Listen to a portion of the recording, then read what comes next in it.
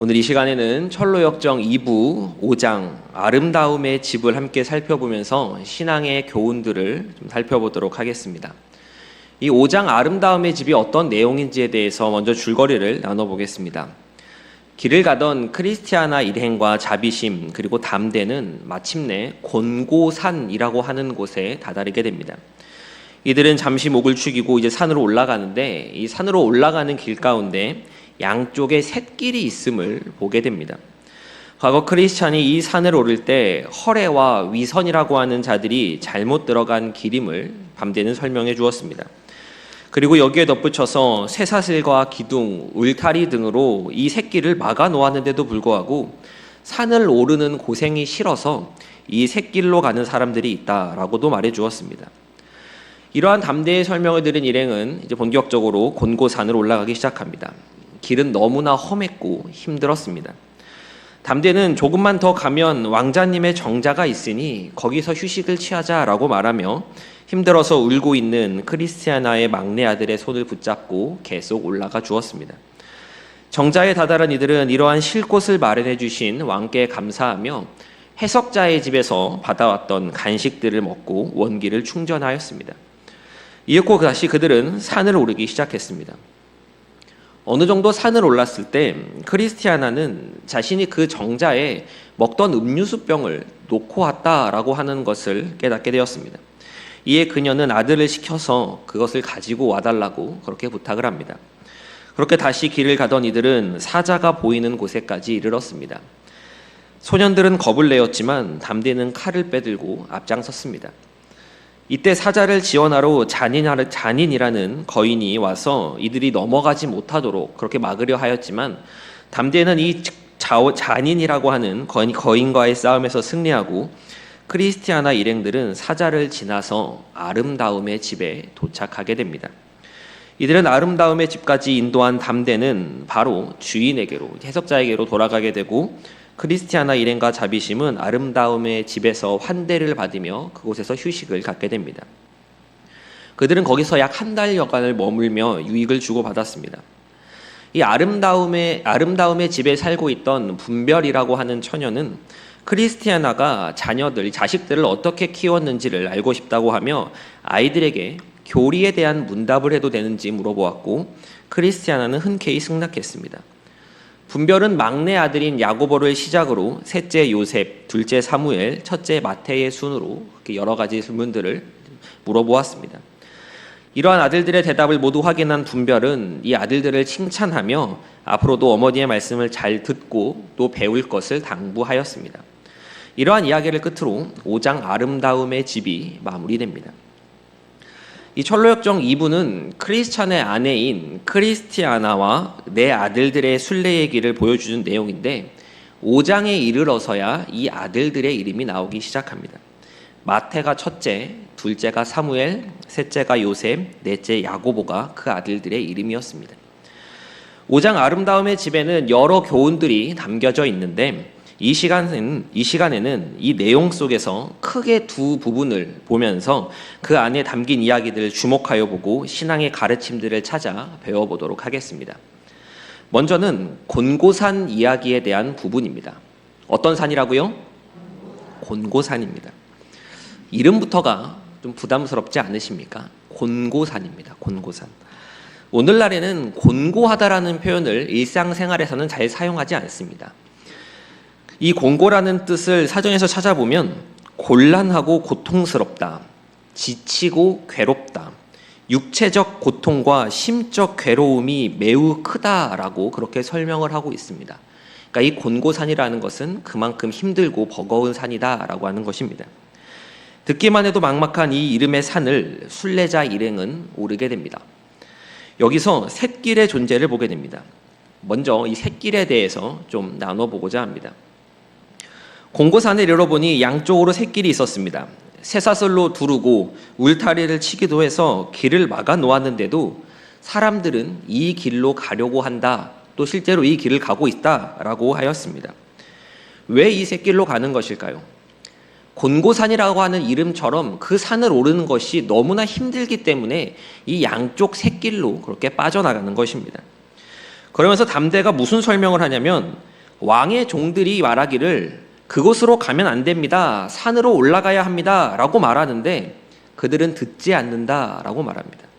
그리고 여기에 덧붙여서 그들이 듣지 않을 뿐더러 도리어 반발을 한다라고까지 이야기를 합니다. 왜 이렇게 거부하는 것이겠습니까? 어렵고 힘든 길은 가기 싫기 때문입니다. 성도 여러분, 사람들이 어리석은 길로 가는 것, 이것은 몰라서만이 가는 것이 아닙니다. 무지하기 때문에, 잘 알지 못하기 때문에 그런 어리석은 길로 가는 것이 아닙니다. 어리석은 길로 가는 것은 자기가 원해서 가는 겁니다. 고통을 겪고 싶지 않으니, 어려움을 경하고 싶지 않으니 편해 보이는 길로 가는 것입니다. 이름부터가 곤고산이지 않습니까? 육체적 고통과 심적인 괴로움들을 겪어내야 하는 곳인데 거길 지나고 싶은 사람이 누가 있겠습니까? 그래서 내 맘대로 예수를 믿는 겁니다. 말씀대로 믿어야 합니다. 말씀대로 따라 살아야 합니다. 그렇게 살면 안 됩니다. 아무리 이야기하고 선포하여도 듣지 않고 당신이 알면 뭐 그렇게 잘 아냐면서 오히려 반발하고 이렇게만 해도 이렇게만 예수 믿어도 충분하니까 나한테 더 이상 뭐라 그러지 마세요 라고 하는 것입니다. 그러나 이러한 모습들은 마음의 강팍함이고 하나님께 대한 반역임을 우리는 잊지 말아야 합니다. 그리고 여기서 또 하나 보아야 하는 것은 이렇게 새길로 빠진 허례와 위선이라고 하는 사람, 일부의 크리스천과 이야기를 나눴던 이 허례와 위선이라고 하는 사람들은 교회 안에 있는 사람들이다라고 하는 것입니다. 세상으로 나가는 것이 아닙니다. 교회 안에 있는 사람들입니다. 이들은 교회 안에서 아니 왜 그렇게 예수를 힘들게 믿어요? 말씀대로 못 살 수도 있죠. 눈 한 번 딱 감고 거짓말 한 번만 하면, 사기 한 번만 치면 이득을 많이 볼 텐데 그런 건 하나님께서도 눈 감아 주실 거예요. 이해해 주실 거예요. 죄 짓고 다시 회개하면 되는 거 아니에요? 라는 식으로 그렇게 사람들을 유혹하는 것입니다. 그렇게 사람들에게 악영향을 끼치는 것입니다. 어디서요? 교회 안에서입니다. 그러면 교회 안에서 경건하게 살고자 하는 사람들, 정말 말씀 따라 살아보고자 하는 사람들의 심령이 상하게 됩니다. 세상에서 하나님을 모르는 이들, 예수님을 믿지 않는 이들 때문에 마음을 상하고 속상하고 힘들어하는 것이 아니라 이런 허례와 위선들 때문에, 교회 안에서 물을 흐리는 이러한 사람들 때문에 경건하게 살고자 하는 사람들의 심령이 상하는 것입니다. 나는 왜 바보같이 예수를 믿고 있지? 왜 나는 이렇게 나 혼자 섬기고 있지? 이렇게 믿는 것이 맞나? 나도 눈 한번 감고 그냥 저렇게 살아볼까? 라는 그러한 마음이 들지 않겠습니까? 이것이 위험한 것입니다. 철로역정 일부에서 크리스천이 곤고산을 오를 때 허례와 위선은 크리스천에게 이렇게 말했습니다. 옛날부터 많은 사람들이 이 샛길로 지나다녔습니다. 무슨 소리를 합니까? 우리도 지금 양심에 따라 가고 있는 겁니다. 당신만 의롭습니까? 이런 말을 들으니까 크리스천이 어떻게 반응을 합니까? 그의 믿음이 흔들립니다. 저렇게 믿어도 괜찮을 것 같다. 저 사람들도 저렇게 하고 있는데 저런 것도 또 하나의 방법이지 않을까, 그렇게 여기게 되는 것입니다. 이러한 것을 미루어 볼 때 오늘날 교회에는 신실한 사람들이 많이 있어야 합니다. 교회의 흐름이라는 것이 있고 교회 안에는 분위기라고 하는 것이 있습니다. 허례와 위선이 교회 가운데 많아지게 되면 그 교회는 바른 길을 떠나서 샛길로 갈 수밖에 없는 것입니다. 누가 그렇게 예수를 믿어요? 아직도 그렇게 생각을 해요? 라면서 유혹을 하는데 말씀대로 따라 살려는 사람들이 얼마나 힘들겠습니까? 우리 교회 가운데 허례와 위선이 사라지고 참된 순례자들, 신실한 순례자들이 많아지기를 우리는 간구해야 합니다. 그리고 나 자신이 허례와 위선의 모습으로 교회 안에 머물고 있지는 않는지 점검해야 합니다. 순례의 길은 자기를 부인하고 자기 십자가를 지고 따르는 길입니다. 그래서 좁은 길이고 험난한 길이며 쉽다고 말할 수 없는 길입니다. 그러나 그럼에도 우리가 이 길을 갈아야 하고 이 곤고산을 올라가야 하는 이유는 그것이 주님께서 오르셨던 길이고 그 길을 갈 수 있는 이유는 우리 주님께서 나를 붙들고 계시기 때문인 줄 믿습니다. 샛길로 시선을 돌리지 않고 주님 의지하여 주님만 따라가는 저와 서울제일교회 성도님 되시기를 간절히 소망합니다. 곤고산에서 살펴볼 수 있는 두 번째는 잃어버림 혹은 잊어버림에 대한 이야기입니다. 힘들어하는 이들은 왕자님의 정자에 이르게 되었습니다. 휴식을 좀 거기서 갖게 되지요. 철로역정 1부를 보면 이곳에서 크리스찬은 쉬다가 그만 가지고 있던 두루마리를 잃어버리게 되었습니다. 2부에서도 이 사실이 잠깐 언급됩니다. 이 왕자님의 정자에서 이 쉴 곳에서 크리스티아나 일행은 쉬기도 하고 먹기도 하고 마시기도 하면서 지쳤던 그들의 좀 육신을 위로하고 마음에 좀 평안을 갖게 됩니다. 그리고 다시 그 산을 오르게 되죠. 그런데 크리스티아나가 음료수병을 놓고 왔다라고 하는 것을 깨닫게 됩니다. 그래서 이제 아들을 시켜가지고, 자기는 다시 안 가죠. 아들을 시켜가지고 이제 그 병을 다시 가지고 오라라고 얘기를 합니다. 자비심이 그것을 보면서 뭐라고 얘기를 하냐면, 어머 여기는 잊어버리는 곳인가 봐요. 뭘 자꾸 잃어버리는 장소인가 봐요. 라고 그렇게 이야기를 합니다. 크리스찬은 두루마리를 잃어버렸고, 아내 되는 또 크리스티아나는 음료수병. 이 얼마나 힘든 길인데 그 마실 물이, 음료가 얼마나 소중하겠습니까? 그 음료수병을 잃어버리기 때문입니다. 우리도 살면서 자주 잊어버리기도 하고 잃어버리기도 하지 않습니까? 성도 여러분, 어제 점심에 뭐 드셨습니까? 기억나십니까? 점심 뭐 먹었는지 물어보면 이제 내가 뭘 먹었더라라고 생각하는 게 또 우리의 모습이지 않습니다. 우리가 뭐 그렇습니다. 그런데 성도 여러분, 존 버년이 이 철로역정을 기록하면서 잊어버렸다라고 하는 것, 잃어버렸다라고 하는 것, 이 대목을 쓰는 것이 그냥 재밌으라고, 아유 사람들이 다 그렇게 사는 거죠 라고 하면서 마치 우스갯소리 넣듯이 그렇게 기록하는 것이 아닙니다. 잃어버렸다, 잊어버렸다 라고 하는 여기에는 중요한 교훈이 담겨져 있습니다. 그것이 무엇이냐면, 신앙생활이라고 하는 것은 기억하는 것이기 때문에 그렇습니다. 신앙생활은 무엇하는 것이라고요? 기억하는 것입니다. 신앙생활은 기억하는 것입니다. 성경에는 이 기억하는 것, 기억에 대한 이야기들, 설명들이 곳곳에 나타나 있습니다. 이스라엘 백성들이 가나안 땅으로 들어갈 때 그들은 요단강을 발로 밟고 그 강을 건너서 나아갔습니다. 강을 건너게 될 때 여호와께서는 여호수아에게 요단강에서 돌 12개를 챙겨라, 돌 12개를 취하라 라고 그렇게 말씀하셨습니다. 왜 그런 말씀을 하셨는지, 그리고 이 돌들은 어떻게 사용되었는지, 이것에 대해서 여호수아 4장 20절과 22절의 말씀을 함께 읽어보도록 하겠습니다. 시작. 여호수아가 요단에서 가져온 그 12돌을 길갈에 세우고 이스라엘 자손들에게 말하여 이르되, 후일에 너희의 자손들이 그들의 아버지에게 묻기를 이 돌들은 무슨 뜻이니까 하거든 너희는 너희의 자손들에게 알게 하여 이르기를 마른 땅을 밟고 이 요단을 건넜음이라. 무슨 내용입니까? 요단을 건넌 것을 기념하라, 요단을 건넌 것을 기억하라 라고 하는 것입니다.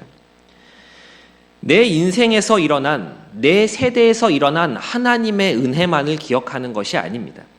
내 부모의 세대와 그 이전의 세대, 그 세대들에게 베풀어졌던 하나님의 은혜를 기억하라는 것을 지금 성경은 이야기하고 있는 것입니다. 오늘날에도 나에게 베풀어 주신 하나님의 은혜만 기억하는 것이 아닙니다. 부모님 세대에 베푸셨던 은혜, 내 조부모 세대에 베푸셨던 하나님의 은혜, 이 땅에 복음이 들어오게 하시고 한국 교회에 베풀어 주셨던 그 하나님의 은혜를 우리는 기억할 수 있어야 합니다. 역사를 통해 하나님의 은혜를 바라보라는 것입니다. 구약의 많은 부분은 이스라엘의 역사 이야기입니다. 신약에도 역사가 기록되어 있습니다.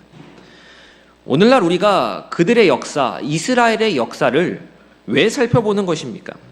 우리가 유대인입니까? 아니지 않습니까? 그럼 구약과 신약, 그곳에 담겨있는 당시에 기록된 사건들과 역사의 기록들이 오늘날 나의 삶과 연결되는 매개체는 무엇입니까? 그것은 바로 하나님의 은혜입니다. 이 땅 가운데 베풀어 주신 하나님의 은혜를 기억하기 위함인 것입니다. 그래서 역사가 중요합니다. 예전에 제가 어렸을 때 6월달이 되면 호국 보훈의 달이라고 이제 이름을 내어 걸면서 6.25 글짓기, 6.25 포스터 이런 것들을 했던 적이 있습니다. 잊지 말자 6.25 이런 거 기억하시죠? 예. 저보다 더 위세이시니까 반공 교육까지 아마 가셨을 텐데. 네. 요즘 아이들도 이러한 6.25 글짓기 포스터를 하는지까지는 모르겠지만 이런 것들을 왜 하겠습니까? 잊으면 안 되니까, 잊으면 큰일 나니까 이 땅에 있었던 큰 비극을 기억하면서 다시는 그런 일이 벌어지지 않도록 경계하자라고 하는 것 아니겠습니까? 우리가 신앙생활을 하는 것도 마찬가지입니다. 우리가 절대로 잊어버려서는 안 되는 것들이 있습니다. 그것이 무엇이냐면 내 인생 가운데 베풀어 주신 은혜의 자리를 잊지 말아야 합니다. 성경에 나타난 인물들 가운데 야곱을 아실 겁니다. 야곱만큼 참 험악한 세월을 보낸 그런 사람도 드물 것 같은데 그가 밧단 아람에서 돌아와서 정말 큰 재난을 만나게 되었을 때 그가 어디로 갑니까? 베델로 갑니다. 창세기 28장에서 야곱이 이삭을 속이고 형 에서를 피해 라반의 집으로 갈 때 그 가는 길에서 하나님을 만나고 약속을 받은 그곳, 하나님의 은혜를 입은 그곳 베델로 야곱은 떠나가는 것입니다. 왜 그곳으로 갑니까? 그곳에서 하나님의 은혜를 다시금 기억하기 위함인 것입니다. 성도 여러분, 신앙생활은 기억하는 것의 싸움입니다. 하나님의 은혜를 끊임없이 기억하는 싸움임을 우리는 잊지 말아야 합니다. 이를 위해서는 하나님의 약속과 하나님의 말씀을 우리는 잊지 말아야 합니다. 성도 여러분, 우리가 하나님의 약속을 기억하는 한 우리는 쉽게 범죄하지 않습니다. 하나님의 말씀을 잊어버릴 때, 하나님의 말씀을 옆으로 치워버릴 때 그때 우리는 범죄하기 시작합니다. 종교개혁자였던 마틴 루터는 십계명 연구에서 이런 말을 남겼습니다. 우리가 다른 계명들을 깨뜨릴 때는 반드시 첫 번째 계명을 먼저 깨뜨린다. 첫 계명이 무엇입니까? 너는 나 외에 다른 신들을 내게 두지 말라라는 말씀이지 않습니까? 하나님의 말씀, 하나님의 약속을 잊어버리면 죄짓게 된다라고 하는 이야기인 것입니다. 구약 성경에는 잊어버리지 말라라고 하는 표현, 이후 너희가 잊어버렸다라고 하는 표현들이 참 많습니다. 시편 78편 11절을 보면 이렇게 말합니다. 여호와께서 행하신 것과 그들에게 보이신 그의 기이한 일을 잊었도다. 잊으면 죄 짓습니다. 잊어버리면 죄를 지어요. 사람은 그럴 수밖에 없습니다. 그래서 우리는 잊어버리지 않도록 기억을 유지할 수 있도록 계속해서 그렇게 노력하고 애써야 하는 것입니다. 그리고 나에게 베푸셨던 은혜의 자리로 나아가야 합니다. 은혜를 회복하고 그 은혜를 다시금 기억해야만 우리가 걸어나가는 순례의 길을 안전하고 올바르게 걸어갈 수 있기 때문입니다. 이 기억의 싸움 가운데 승리하시는 우리 성도님 되시기를 간절히 소망합니다. 이제 공고산의 이야기를 마치고 아름다움의 집에 대한 이 부분을 좀 보도록 하겠습니다.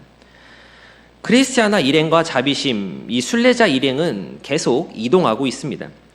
천성을 향해 가는 그러한 과정인데 그 길에서 해석자의 집을 만났고 오늘 아름다움의 집에 다다랐습니다.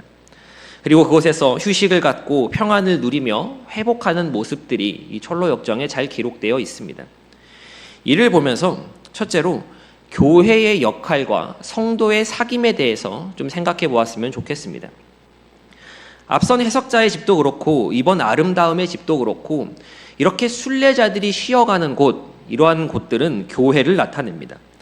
이러한 교회를 통해 나타내고자 하는 것은 이 교회 안에서의 사귐, 성도의 교통을 통해서 성도들이 누릴 수 있는 유익이 얼마나 큰 것인가, 또 얼마나 복된 것인가 라고 하는 것을 보여준다라고 이야기할 수 있습니다.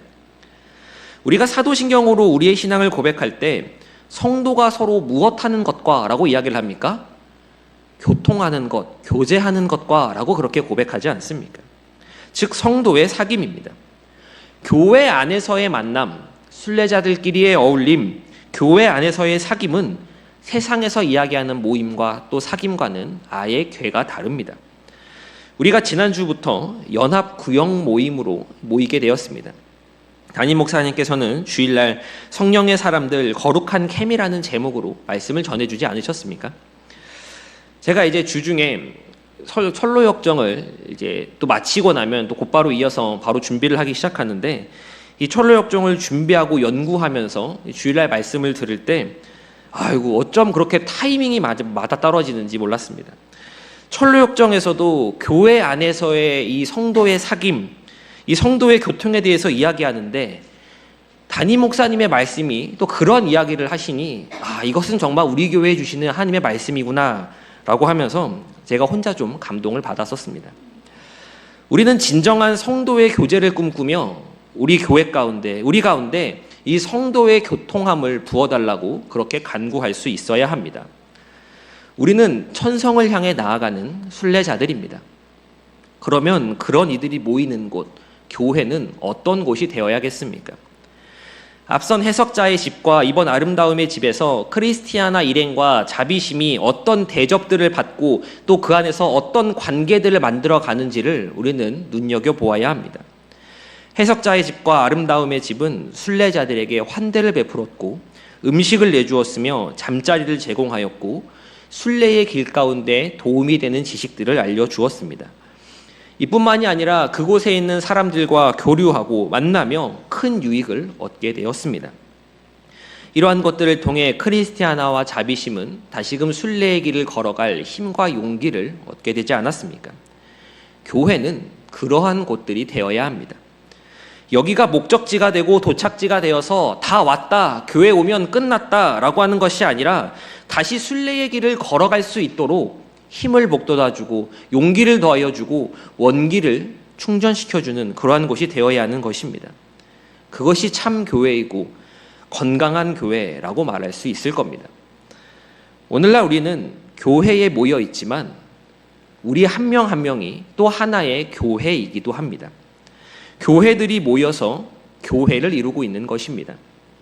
우리 교회가 건강하고 아름다우며 순례자들에게 유익을 끼치는 교회가 되기 위해서는 내가 먼저 그러한 교회가 되어야 합니다.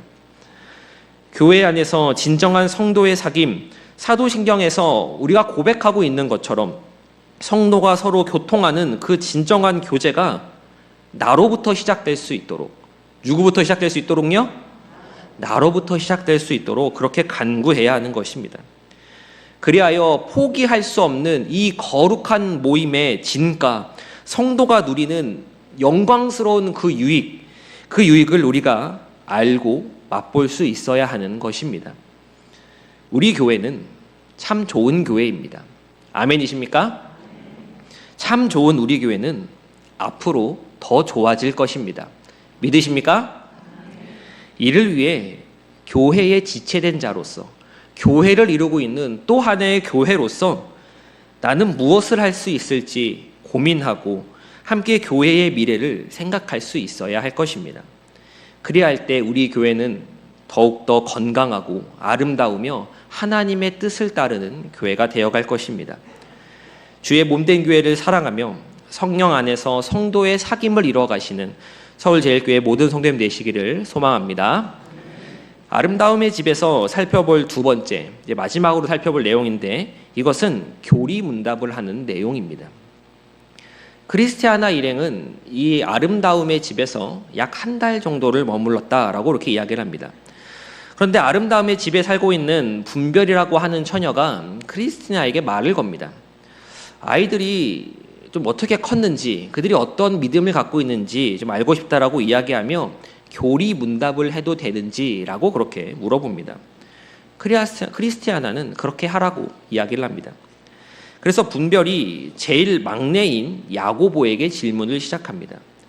분별의 질문에 야고보는 줄줄줄줄 아주 대답을 잘합니다.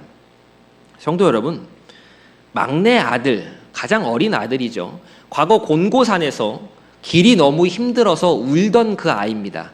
담대가 손을 잡고 함께 올라왔던 그 아이인데 이 막내 아들 야고보가 어떻게 이렇게 대답을 잘할 수 있었던 것일까요? 답은 간단합니다. 엄마 아빠가 그렇게 가르쳤기 때문입니다. 엄마 아빠가 가르쳤기 때문에 아는 것이고 엄마 아빠가 가르쳤기 때문에 이러한 대답을 할 수 있었던 것입니다. 성도 여러분, 이 모습을 통해서 우리가 알아야 하는 것은 말씀에 대한 교육, 성경에 대한 가르침, 교리에 대한 이해가 1차적으로 이루어져야 하는 장소는 교회가 아니라 가정이라고 하는 사실입니다. 그것을 여기서 분명히 이야기하는 것입니다. 그럼 교회는 무엇을 하는 곳일까요? 가정에서 가르친다면 교회는 무엇을 하는 곳입니까? 교회는 가정에서 배운 것들, 가정에서 배운 내용들을 격려하고 점검해 주는 곳이 교회입니다. 그런데 우리는 거꾸로 교회에서 1차적으로 배우는 곳이라고 그렇게 생각할 때가 있습니다. 물론 교회에서도 가르칩니다. 교회에서도 교육을 하지요. 그러나 1차적으로 배워야 하는 곳은 가정입니다. 가정에서 배운 것을 교회에서 점검받고 교회에서 더 넓게, 더 깊게 배우는 것입니다. 성도 여러분들께서는 자녀들에게 하나님의 말씀을 가르치는 이것에 대해서 얼마만큼의 관심을 기울이고 계십니까? 여기 앉아 계신 대부분의 분들은 이미 장성한 자녀들을 두고 계시기에 이제는 가르칠 때가 지났다, 이제는 내 얘기를 듣지 않는다라고 그렇게 말씀하실 수도 있으실 겁니다. 그럼 손주들에게 가르치는 것은 어떠십니까? 하실 수 있으시겠습니까? 우리가 그런 이야기를 할 때가 있습니다. 믿음의 유산, 신앙의 유산이 우리 자녀들에게, 다음 세대들에게, 또 손자, 손녀들에게 잘 이어져 내려갔으면 한다라고 하는 그런 이야기들입니다. 그런데 이것이 이루어지기 위해서는 가정에서 신앙의 교육이 이루어져야 합니다. 일주일의 시간이 몇 시간인지 알고 계십니까? 168시간입니다. 그 가운데 아이들이 교회에 오는 시간, 주일학교에 참여하는 시간은 고작 1시간 내외입니다. 어떨 때는 1시간조차도 안 됩니다. 물리적으로 이 1시간도 채 되지 않는 시간 가운데 얼마나 많은 양을 교육할 수 있겠습니까? 내가 직접 아이들에게 말씀을 가르치고 이 아이들이 커서 본인이 부모님께 받은 것처럼 자신의 자녀들을 말씀으로 또 가르칠 때 신앙의 유산이 이어지게 되는 것이지, 그저 유치부, 초등부, 중고등부 보내놨다라고 해서 저절로 신앙이 자라고 저절로 신앙의 유산이 넘어가는 것이 아닙니다. 오늘날 우리 안에서 이러한 가정에서의 신앙 교육이 많이 약해지었고 또 줄어들게 되었습니다. 먹고 살기 바빠서, 힘들고 지쳐서, 아이들이 바빠서, 또 아이들이 원하지 않아서 등등의 여러 이유들을 이야기할 수 있을 겁니다. 그런데 성도 여러분, 천국 가는 것보다 중요한 게 무엇이 있겠습니까? 이 땅에서의 삶이 끝이 아니라는 것을 우리는 알고 또 그렇게 믿고 고백하지 않습니까? 심판이 있고 천국이 있고 지옥이 있는데, 영원한 행복을 받는 삶이 있고 영원한 고통을 받는 삶이 있는데, 이것보다 더 우선해야 할 것이 무엇이 있겠습니까?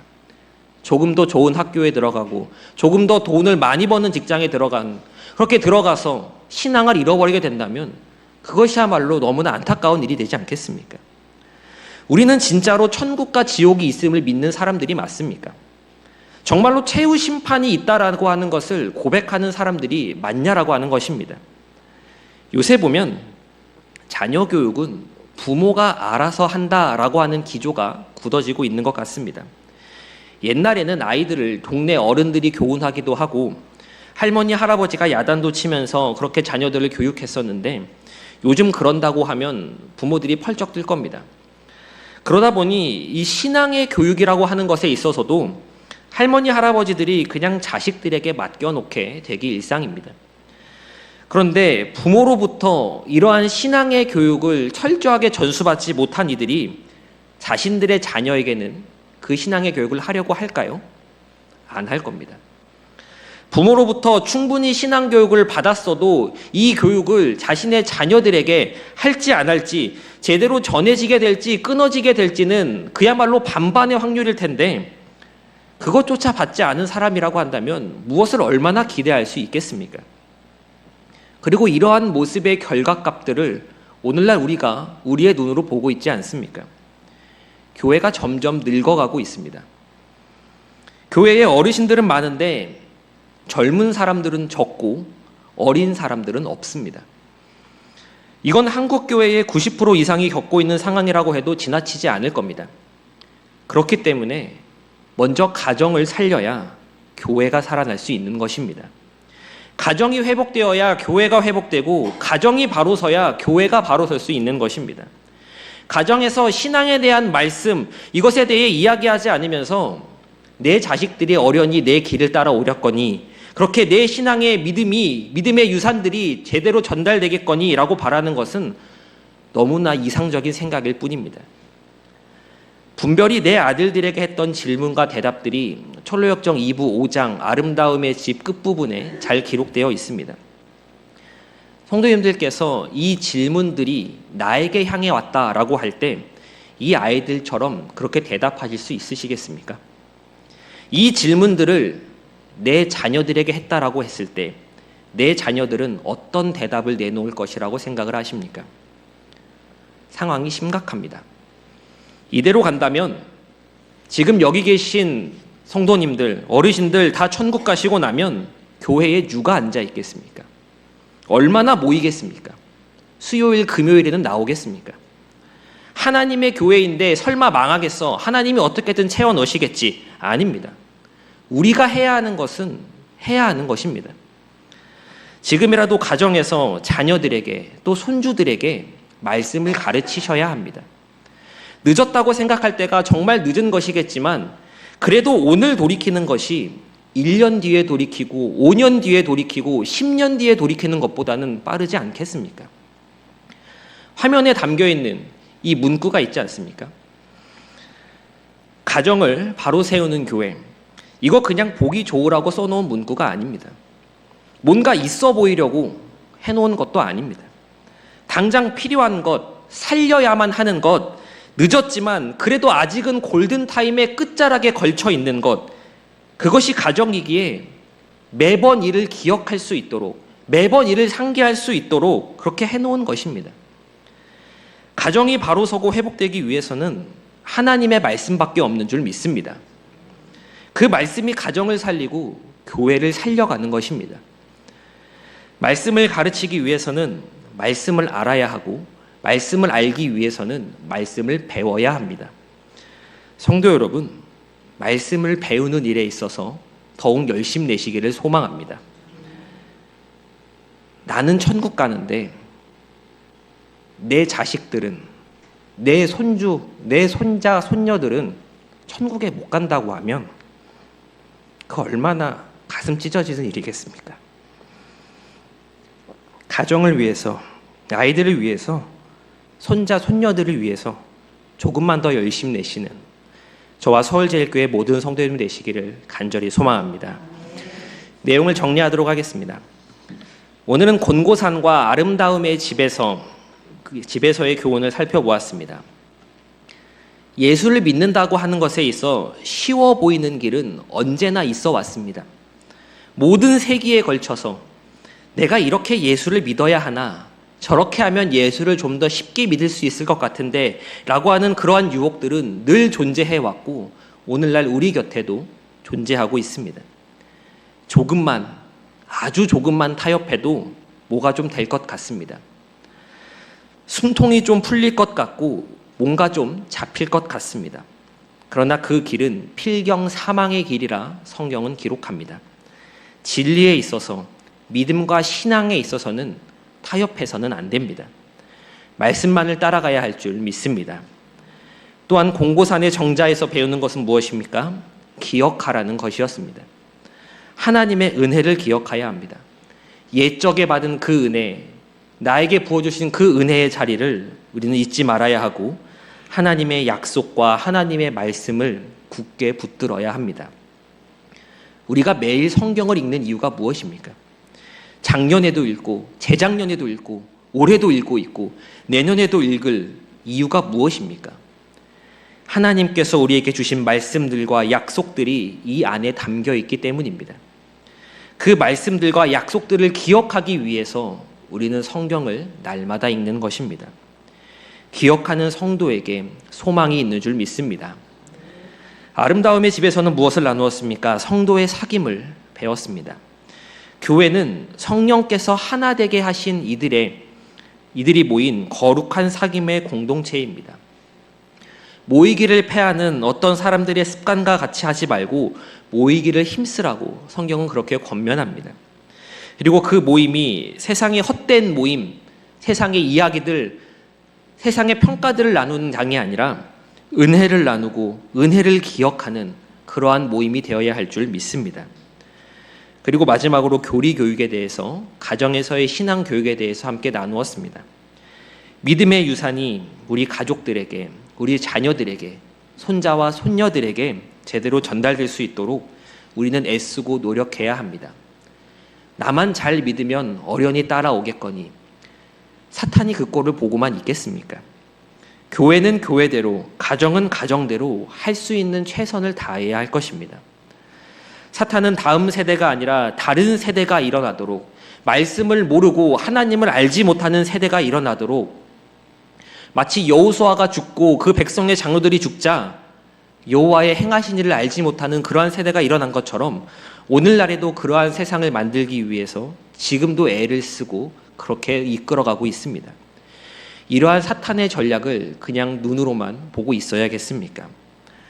말씀을 가르치는 일과 믿음의 유산을 넘겨주는 일들 가운데 우리는 정신을 바짝 차리고 해야 하는 일과 또 할 수 있는 일들에 있어서 최선을 다하고 하나님의 도우심을 간구해야 할 줄 믿습니다. 오늘 나눴던 이 교훈들을 기억하시면서 신앙의 유익을 삼는 저와 서울제일교회 모든 성도님들 되시기를 간절히 소망합니다.